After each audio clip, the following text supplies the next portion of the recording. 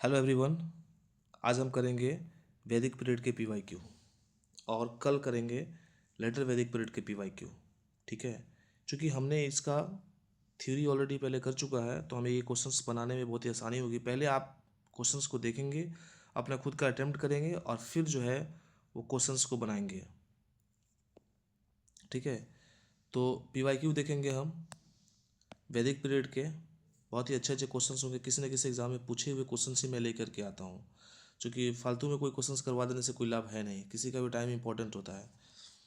तो वैदिक सभ्यता मतलब आर्यों की सभ्यता के बारे में हम पढ़ेंगे यहाँ पे और उससे रिलेटेड क्वेश्चंस करेंगे। सबसे पहला क्वेश्चन होगा सत्यमेव जयते जो है वो किस उपनिषद से लिया गया है।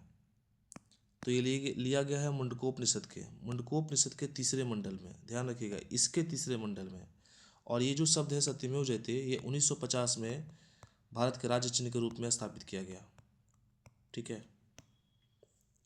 सेकंड क्वेश्चन है ऋग्वेद के किस मंडल में पुरुष सूक्त का उल्लेख है जिसमें पहली बार शूद्र शब्द का प्रयोग हुआ है।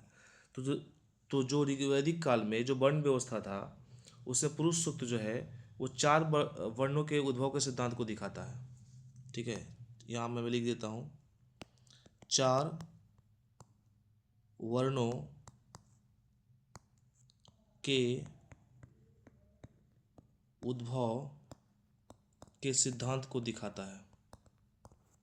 ठीक है, जिसमें दिखाया गया है कि जो ब्रह्मा के शरीर से चार वर्ण उत्पन्न होते हैं उसमें ब्रह्मा के शरीर के जो मुख से है वो पुरोहित या ब्राह्मण उत्पन्न होते हैं।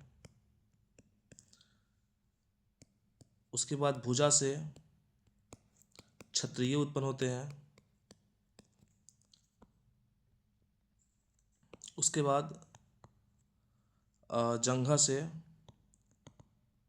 वैश्य उत्पन्न होते हैं और पैरों से शूद्र उत्पन्न होते हैं। तो ये चीज़ पुरुष सूक्त में है। पुरुष सूक्त जो है वो ऋग्वेद के 10वें मंडल में है। ठीक है, कहाँ पे है ये? ऋग्वेद के 10वें मंडल में है। तो इस सब चीज़ छोटी छोटी चीज़ों को ध्यान रखेंगे, क्वेश्चन इसी से आएगा, इससे बाहर कुछ नहीं जाता है।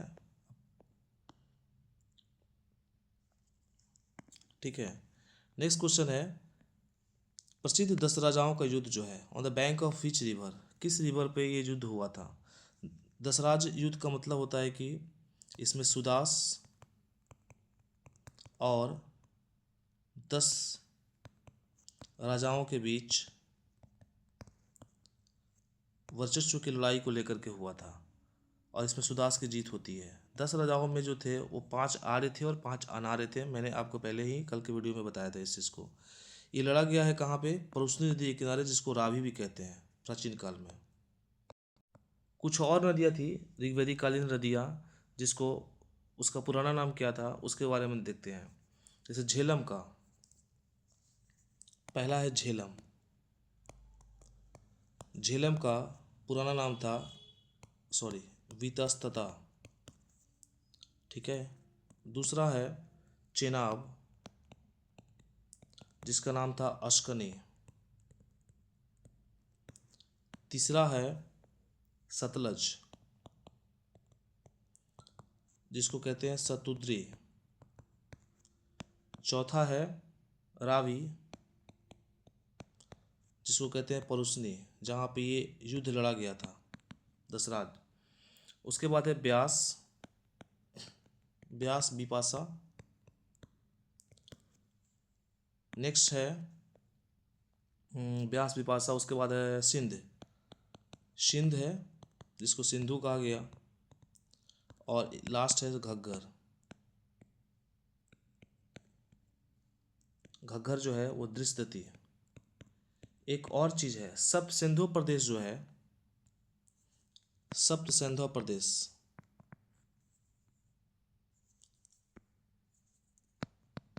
सप्त सिंधु प्रदेश जो है इसमें एक आपका सिंधु था और एक आपका सरस्वती था। ये मिल करके प्लस 5 सहायक नदियाँ थी, ये मिल करके सप्त सिंधु प्रदेश का निर्माण करती थी। तो ये सारी चीज़ें इंपॉर्टेंट थी, इसलिए मैंने इसको बताया है, किसी न किसी एग्ज़ाम में पूछना ही पूछना है। ठीक है। नेक्स्ट क्वेश्चन है अघन्या। अघन्या का मतलब होता है जिसको वध, जिसका जो है वध न करने योग्य, वध जिसका नहीं कर सकते हैं। तो ऋग्वेदिक काल में कौन सा ऐसा वैदिक काल में जो जीव था, चीज था जिसका हम वध नहीं कर सकते थे? गाय। गाय को अघन्या कहा जाता था। गाय जिसके पास ज़्यादा होता था वो सबसे ज़्यादा संपत्ति का मालिक होता था।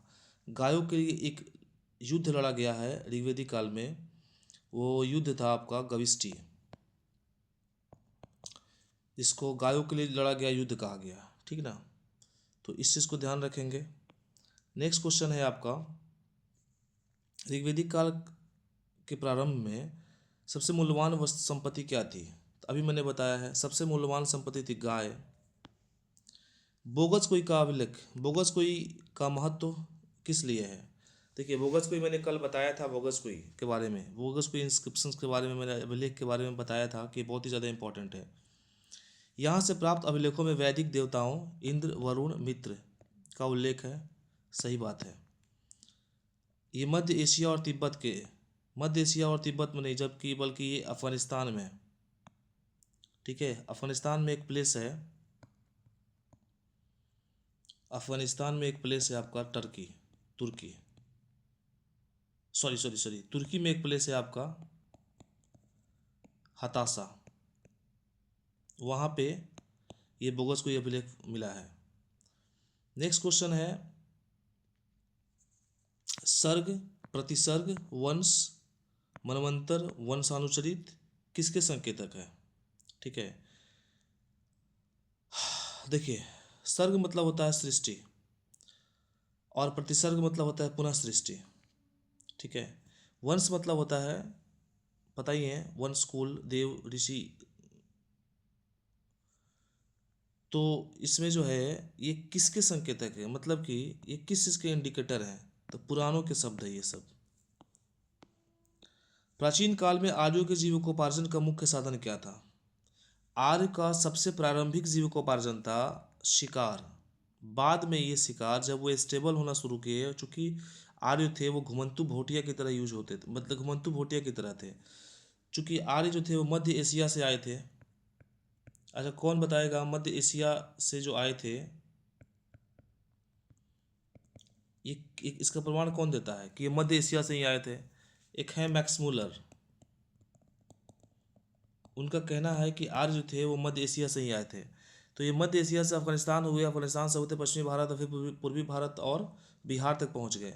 तो ये पहले घुमंतु थे, उसके बाद धीरे धीरे स्टेबल होना शुरू किए। तो जब स्टार्टिंग में घुमंतु थे तो शिकार करते थे, उसके बाद स्टेबल हुए तो फिर कृषि इनका जो है मुख्य साधन बन गया और व्यापार के रूप में इसका यूज़ करने लगे। चूँकि कृषि और शिकार दोनों था, लेकिन पहले शिकार था, तो बीपीएससी प्री का 2018 का क्वेश्चन है ये, बीपीएससी ने इसको दोनों ऑप्शन आंसर माना है। ऑप्शन होता था ना पहले, पांचवा ऑप्शन होता था कि इनमें से एक या एक से अधिक और इनमें से कोई नहीं, तो वही वाला ऑप्शन था आंसर। ऋग्वेद में निम्नलिखित में से किन नदियों का उल्लेख अफगानिस्तान के साथ आर्यों को रिलेट करता है? जैसे कुबरा है और कुरमु है। कुबरा का नाम है काबुल नदी, कुबरा का नाम है काबुल नदी, और कुरमु का नाम है कुर्रम नदी। क्या है? कुर्रम नदी।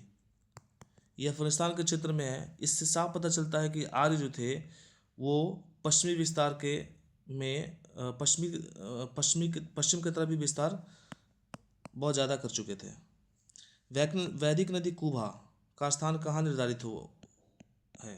आपको भी मैंने बताया अफगानिस्तान तक। नेक्स्ट क्वेश्चन है, अध्यात्म ज्ञान के विषय में नचिकेता और यम का संवाद किस उपनिषद में प्राप्त होता है? नचिकेता और यम का संवाद जो है ये आपका कठोपनिषद में है। चूंकि इसमें क्या कहा गया है कि नचिकेता ने जो है वो मृत्यु के बाद सत्य का ज्ञान मांगा है। किससे? यम से। मैं आपको ये भी बता दूं कि कुछ प्रमुख उपनिषद थे, उनके नाम मैं यहाँ पर लिखता हूँ, आप ध्यान देंगे। प्रमुख उपनिषद, इसको याद करना ही करना है। जैसे ऋग्वेद का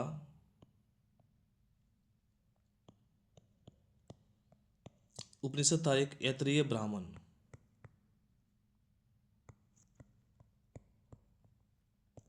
उसके बाद था सामवेद का, ये था आपका छांदोग्य उपनिषद।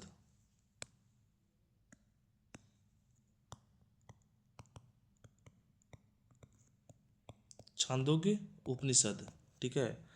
यजुर्वेद का जो यज्ञ से रिलेटेड था, यजुर्वेद, इसी में आता है आपका कठोपनिषद। कठोपनिषद है, बृहदारण्यक है और तैत्तिरीय है, तैत्तिरीय है। नेक्स्ट है आपका अथर्ववेद। अथर्ववेद में आपका प्रश्नोपनिषद है, प्रश्नोपनिषद, ठीक है, और मुंडकोपनिषद भी है। तो ये सारा चीज़ें आप इस उसको देख लेंगे, बहुत ही इंपॉर्टेंट था। नेक्स्ट है गोत्र शब्द का प्रयोग जो है सर्वप्रथम कहाँ हुआ है। गोत्र शब्द का प्रयोग सबसे ज़्यादा पहले कहाँ हुआ है, तो गोत्र शब्द का प्रयोग सबसे पहले हुआ है ऋग्वेद में, ठीक है। चूँकि गोत्र का अर्थ होता है कि किसी का भी जब जन्म होता है, जिस कुल में, वंशज में, वहाँ पे एक रिलेट करके गोत्र को देखा जाता है। और गोत्र देखने का समय कब से स्टार्ट होता है, जब लेटर वैदिक पीरियड में महिलाओं की स्थिति जब खराब हो गई और वहाँ पे ब्राह्मण जो है वो अधिक सर्वोच्च शिखर तक पहुँच चुके थे, वहाँ पे जात पात और ये सारी चीज़ें बहुत तेज़ी से फैल चुकी थी। वहाँ पे विवाह को लेकर के जब बात स्टार्ट हुई तो आपका गोत्र वर्ड शुरू हुआ था। ऋग्वेद में सर्वाधिक संख्या में मंत्र किस देवता से संबंधित है। सबसे ज़्यादा जो मंत्र हैं वो आपके इंद्र के हैं। यहाँ मैं लिखता हूँ, सबसे ज़्यादा बार इंद्र के लिए यूज हुआ है, लगभग 250। उसके बाद अग्नि 200 बार। तो सबसे ज़्यादा इंद्र और 200। ऑप्शन देखिए, इंद्र तो नहीं है तो अग्नि हो जाएगा, ठीक है।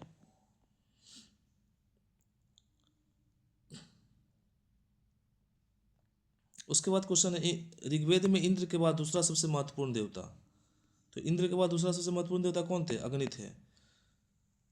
चूंकि ऋग्वेद काल में अलग अलग देवताओं की मान्यता थी और ऋग्वेदी काल जो है वो बहुदेववाद और अधिदेववाद को समर्पित करता है। बहुदेववाद में मतलब कि बहुत सारे देवताओं को, ऋग्वेद काल में बहुत सारे देवताओं को देखा गया, लगभग 33 देवी देवताओं को देखा गया है ऋग्वेद काल में, मतलब ऋग्वेद काल के वैदिक पीरियड में।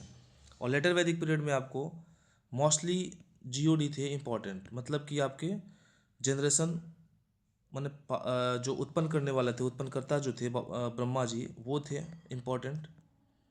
उसके बाद पालनहार थे विष्णु जी।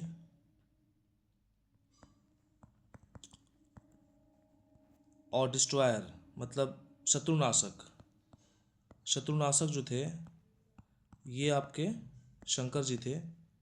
ये इम्पोर्टेंट तीन ही लोग देवता जो है इम्पोर्टेंट थे। लेकिन वैदिक पीरियड में 33 देवी देवताओं को देखा गया है, या बहुदेववाद पे आधारित था, ठीक है। तो मैं कुछ इम्पोर्टेंट जो देवता थे उनका नाम मैं लिखा देता हूँ यहाँ पे। जैसे कि सबसे पहले जो थे इंद्र जी, ये आपके सबसे शक्तिशाली थे।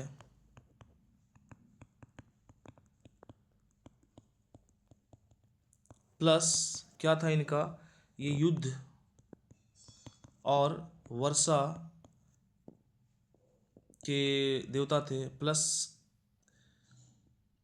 किले जीतने वाले देवता थे, किले विनर करने वाले लिख देते हैं हम सीधे यहाँ पे। उसके बाद इसलिए इनको देवराज कहा गया। इनके नाम अलग अलग नाम थे, जैसे कि आपको रथेंद्र कहा गया इनको, प्लस इनको विजेंद्र कहा गया और पुरंदर भी कहा गया इनको, ठीक है। तो ये सारा चीज़ इनके नाम कैसे रिलेटेड था। सेकंड मोस्ट पावरफुल जो देवता थे वो थे अग्नि, सेकंड पावरफुल।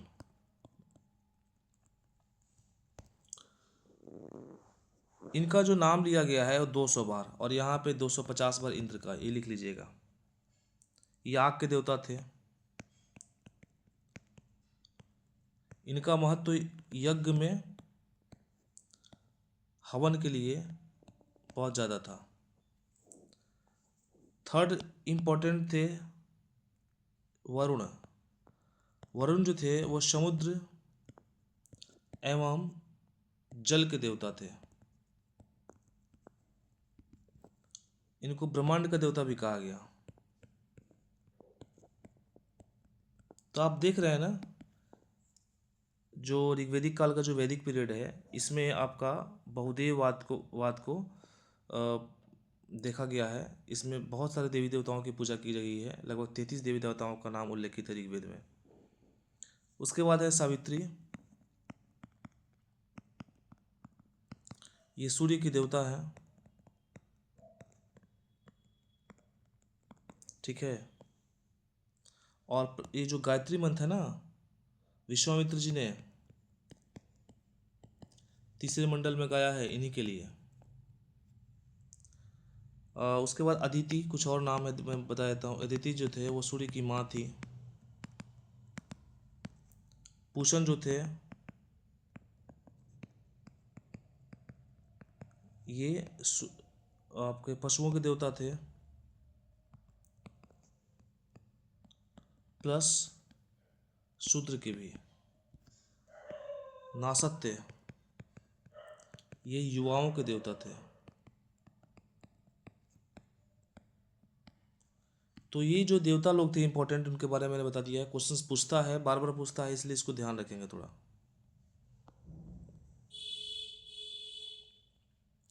गायत्री मंत्र जो है वो किस पुस्तक में मिलता है? ऋग्वेद में मिलता है, ठीक है। गायत्री मंत्र कहाँ मिलता है? ऋग्वेद में मिलता है। श्रीमद् भागवत जो है वो किस लैंग्वेज में लिखा गया है? ये लिखा गया आपको संस्कृत में, ठीक है। ये एक दार्शनिक ग्रंथ है।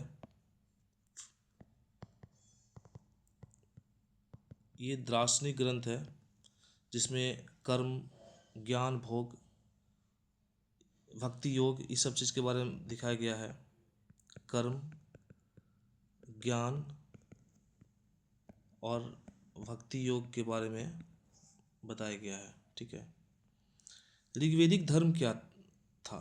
ऋग्वेद में मैंने अभी बताया जस्ट। ऋग्वेद में ऋग्वैदिक धर्म क्या था? बहुदेववाद था, ठीक है। सर्वाधिक ऋग्वैदिक युक्त समर्पित है। अब अभी मैंने बताया सबसे ज़्यादा इंपॉर्टेंट देवता कौन थे? इंद्र थे, तो इंद्र हो जाएंगे। ऋग्वेद में अश्कनी किस नदी का प्राचीन नाम है? अभी मैंने बताया सारी नदियों का नाम ऊपर में जस्ट लिखा है ऋग्वेद में। तो बताइए। चिनाब का, ये विपाशा हो गया, वितस्ता हो गया, परुष्णी हो गया, ठीक ना। तो याद रखेंगे। ऋग्वेद में निष्का किस अंक का आभूषण है? निष्क जो है ये आपका सतनाम भी है, याद रखेंगे। एक सतनाम भी है, एक निष्क है। निष्क जो है वो गले का है, ठीक है। बाद ये आभूषण है, बाद में ये कस्टमाइजेशन के साथ, मतलब ये आपका व्यापार का रूप ले लिया। जैसे अभी आजकल में क्या है, सोना चांदी लोग पहनता है और बाद में वो आपका एज अ ट्रेड में भी यूज हो जाता है। तो उसी तरह से निष्क जो था उस समय में आभूषण के रूप में यूज होता था, बाद में व्यापार के रूप में यूज होना शुरू हो गया। लिखित में से कौन सी ब्रह्मवादिनी थी जिसने कुछ वेद मंत्रों की रचना की थी? कौन सी ब्रह्मवादिनी थी? तो आपके लोपामुद्रा जी हैं। इन्होंने ऋग्वेद के कुछ मंत्रों के रचयिता इनको माना गया है। उसके बाद वैदिक काल में कुछ इम्पोर्टेंट महिलाएं थी जिनके बारे में मैं लिख देना चाहता हूँ। इसमें से सबसे इम्पोर्टेंट है लोपामुद्रा जी।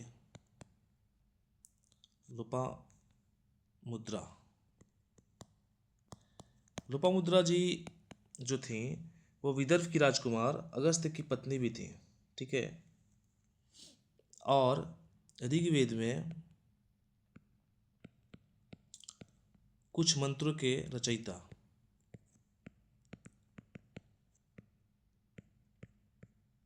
ठीक है, कुछ मंत्र दिए हैं इन्होंने। लोपामुद्रा के बाद एक और इम्पोर्टेंट महिला है विश्वारा, एक और है अपाला, उसके बाद घोषा और एक है सिक्ता। तो ये नाम याद रखेंगे जो सबसे इम्पोर्टेंट है। और इन सभी महिलाओं को जो है विदुषी कहा गया है। क्या कहा गया है? विदुषी कहा गया है। तमसो मां ज्योतिर्गमो कथन मूलतः कहाँ से लिया गया है? द स्टेटमेंट तमसो मां ज्योतिर्गमो इज टेकन फ्रॉम, ये कहाँ से लिया गया है? ये लिया गया है आपका उपनिषद से। मैंने उपनिषद के बारे में ऊपर लिखाया है, आप एक बार स्क्रॉल करके उसको देख लेंगे, ठीक है। इसका मतलब होता है ज्ञान से अज्ञान से ज्ञान की ओर ले चलो। ये एक आध्यात्मिक दर्शन है, तो ये उपनिषद से लिया गया है। ये कहाँ कहाँ पूछा था? बिहार से पूछा है।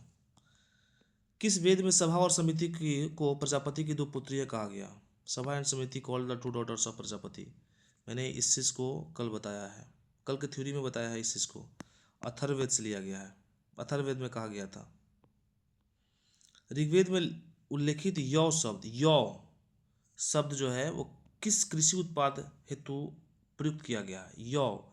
आप जो है इस चीज़ को प्रोनाउंसिएशन से कर सकते हैं। इसे चना, चावल, गेहूँ, जौ और यौ दोनों मिल रहे हैं। तो और जौ जो है वो आपको सबसे पुरानी वैदिक काल की फसल है, ठीक है। सबसे पुरानी वैदिक काल की फसल भी है, तो यही आंसर हो जाएगा। आयुर्वेद अर्थात जीवन का विज्ञान उल्लेख सर्वप्रथम मिलता है कहाँ से? आयुर्वेद जो है वो अथर्ववेद में है। जादू टोना, रोग, औषधि, मंत्र, चिकित्सा का वर्णन यहीं से मिलता है, ठीक है। प्रसिद्ध गायत्री मंत्र का रचयिता विश्वामित्र जी हैं, तीसरे मंडल में गाए हैं, ठीक है, ऋग्वेद के तीसरे मंडल में। अच्छा, जब तीसरा मंडल हमने कहा तो बाकी मंडल को भी एक थोड़ा सा देख लेते हैं। 10 मंडल होते हैं ऋग्वेद में, ठीक है। तो तीसरे मंडल में आपको गायत्री है,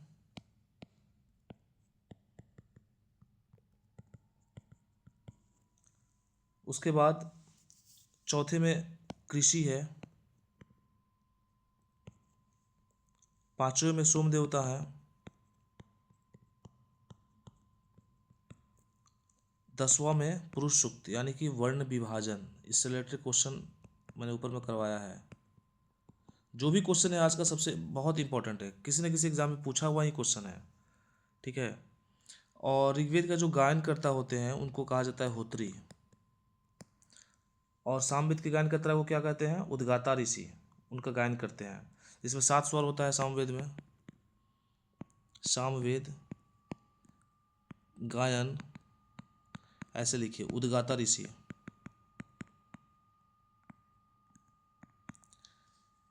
सात स्वर जो थे वो क्या है? सारेगामापा, ये वाला है। यजुर्वेद जो है उसको पढ़ते हैं अघर्ण्यु ऋषि। इस तरह से है, इस चीज़ को देख लेंगे एक बार, ठीक ना। ऋग्वेद में जन शब्द का उल्लेख कितनी बार हुआ है? जन शब्द का उल्लेख हुआ ऋग्वेद में 275 बार। देखिए, इस क्वेश्चन से मुझे एक फैक्ट याद आ गया, मैंने कल बताना भूल गया था कि जो वैदिक पीरियड था उसमें जो राजा थे उनके मंत्रिपरिषद में 12 मंत्री हुआ करते थे, ठीक है, जिन्हें रत्नी कहा जाता था। उन 12 रत्नियों के नाम हैं इस प्रकार, जैसे 12 रत्नी के नाम देख लीजिए, याद रखेंगे। जैसे पुरोहित जो होता था ये प्रधानमंत्री होता था, ठीक है। सेनानी जो था ये सेना प्रमुख था। ग्रामीण जो था ये गांव का मुखिया था। रथकार जो था ये सारथी था, ठीक है। दुर्गपति था ये पुरुष था, पुरुष होता था दुर्गपति, दुर्ग का जो रक्षा करता था। कुलप मुखिया ये परिवार का मुखिया होता था, इसको कुलप मुखिया कहा जाता था।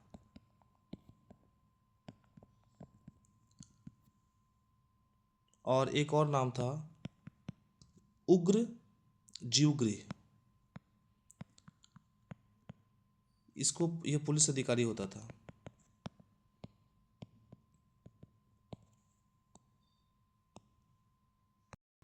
तो ये राजनीतिक व्यवस्था के इम्पोर्टेंट पार्ट थे। राजनीतिक व्यवस्था में एक और इम्पोर्टेंट पार्ट मैं बता देना चाहता हूँ, जैसे कि आर्य थे। आर्यों का जो देश था, इनका वर्णन जो है वो राष्ट्र के रूप में हुआ है, और राष्ट्र का जो रूप का जो वर्णन है वो ऋग्वेद के 10वें मंडल में है। ठीक है। जो राष्ट्र का विभाजन हुआ है, जो राष्ट्र का विभाजन हुआ है वो कुछ इस प्रकार हुआ है। राष्ट्र को जो देख रेख करता था वो राजन होता था। जन को जनपति कहा गया, विष को विषपति कहा गया, ग्राम को ग्रामणी कहा गया, और कुल को कुलप कहा गया। तो ये सारा चीज़ फैक्ट था, बहुत ये कॉमन चीज़ है, सब किसी को याद रहता है। ज़्यादा ध्यान नॉर्मल चीज़ें ध्यान देना नहीं है, इस पर याद हो ही जाएगा। ठीक ना। नेक्स्ट क्वेश्चन है, उपनिषद काल के राजा जो अश्वपति थे वो कहाँ के शासक थे? अश्वपति कहाँ के शासक थे? देखिए, अश्वपति थे आपके कैकेय के राजा। विदेह के कौन था? विदेह के जनक थे। पंचाल के कौन था? प्रवाहल जबाली। ठीक है। उसके बाद काशी के कौन था? अजातशत्रु थे। और कैकेय के कौन थे? अश्वपति।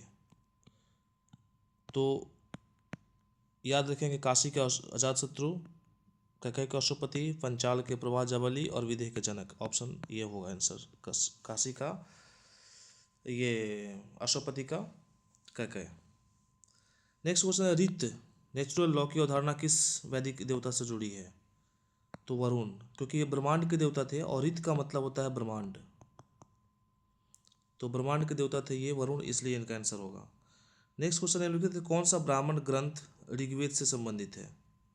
सबसे मैंने पहले ही बताया है, ऐत्रेय ब्राह्मण जो है वो ऋग्वेद से संबंधित है। तो थैंक्स फॉर वाचिंग। ये जो आज का टॉपिक था वो आपका वैदिक पीरियड के PYQ था। हम अगले टॉपिक वीडियो में करेंगे आपका लेटर वैदिक पीरियड के क्वेश्चंस, और सारे क्वेश्चंस इंपॉर्टेंट होंगे। सभी के सभी जो क्वेश्चंस होंगे वो आपके किसी न किसी एग्जामिनेशन में पूछे गए क्वेश्चन होंगे, चाहे वो आपका BPSC का एग्जामिनेशन हो, BPSC TRE का हो, या फिर SSC, या फिर बिहार किसी भी एग्जामिनेशन में कहीं ना कहीं पूछा हुआ क्वेश्चन मैं लेके आ रहा हूँ। So thanks for watching. मिलते हैं नेक्स्ट वीडियो में।